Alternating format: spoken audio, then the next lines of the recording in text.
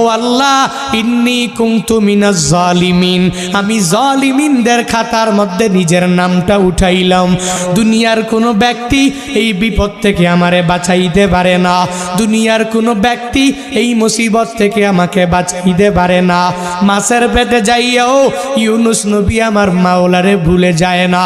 ইউনুস নবী যখন আল্লাহকে জানাইয়া দেয়, আল্লাহ লা ইলাহা ইল্লা আনতা, ও দয়ার মালিক তুমি ছাড়া কোনো ইলা নাই, তুমি ছাড়া কোনো মাবুদ নাই, তুমি ছাড়া কোনো মাসুক নাই, তুমি ছাড়া ইবাদত পাওয়ার যোগ্য দুনিয়াতে কেউ নাই।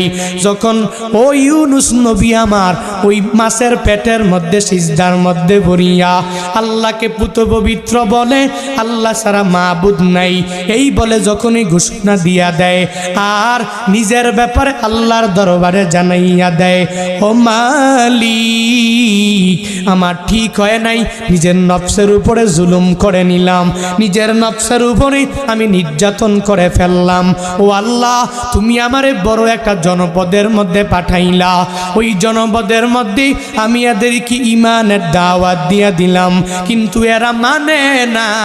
কিন্তু আমার সিদ্ধান্ত একা একা নেওয়া ঠিক হয় নাই, আমি নিজের নফসের উপরে জুলুম করেছি, নির্যাতন আমি করে ফেললাম।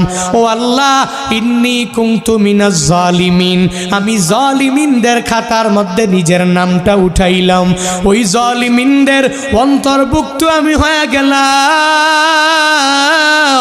আমি জানি তুমি ছাড়া আমার মাবুদ কেউ নাই।